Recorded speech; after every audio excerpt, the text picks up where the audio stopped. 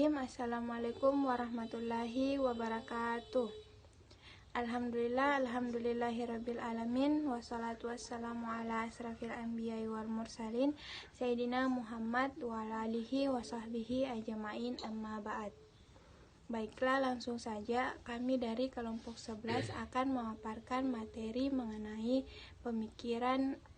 pemikiran pasca modernisme dalam Islam.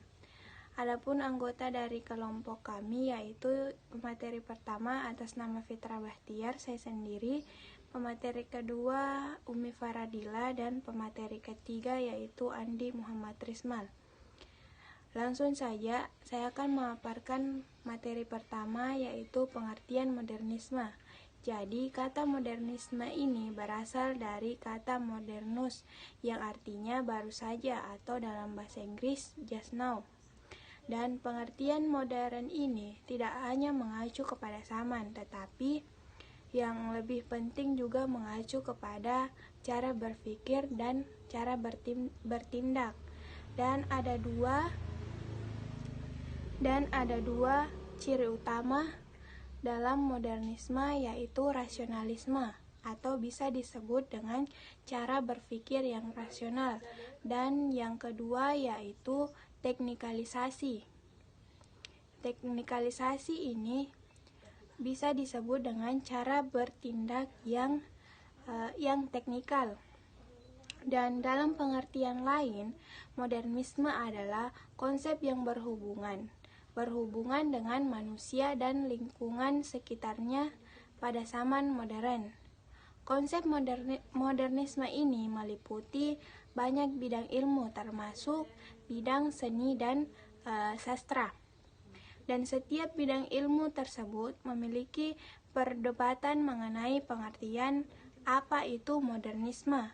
Walaupun demikian, modernisme pada umumnya dilihat sebagai reaksi individu dan kelompok terhadap dunia modern. Dan dunia modern ini dianggap sebagai dunia yang dipengaruhi oleh praktik dan teori kapitalisme. Jadi itulah materi pertama yang sempat saya uraikan. Kemudian materi kedua akan dilanjutkan oleh saudara Umi Faradila.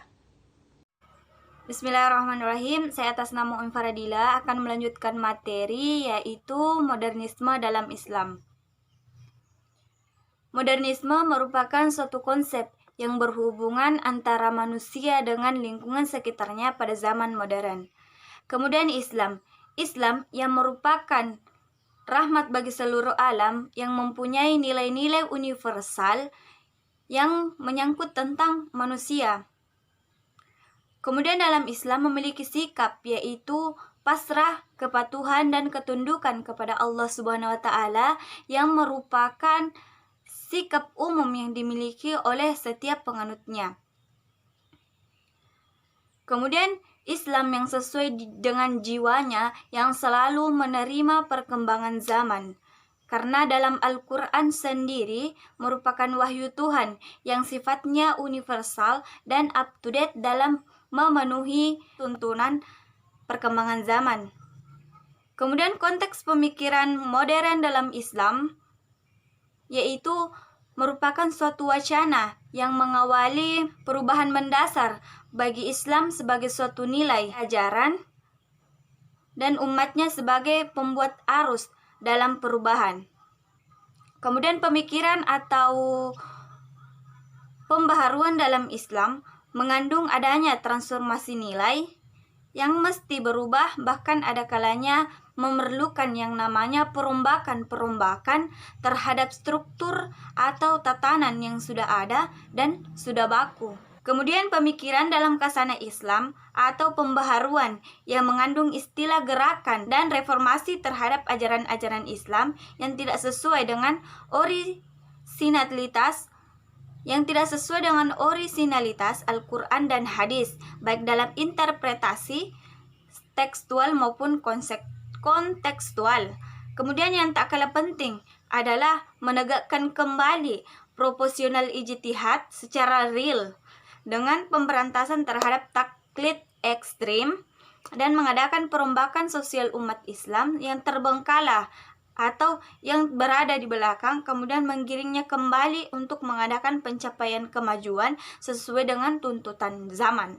Oke, jadi saya akan melanjutkan materi dari diskusi kelompok kami terkait materi selanjutnya adalah pemikiran pasca modernisme dalam Islam.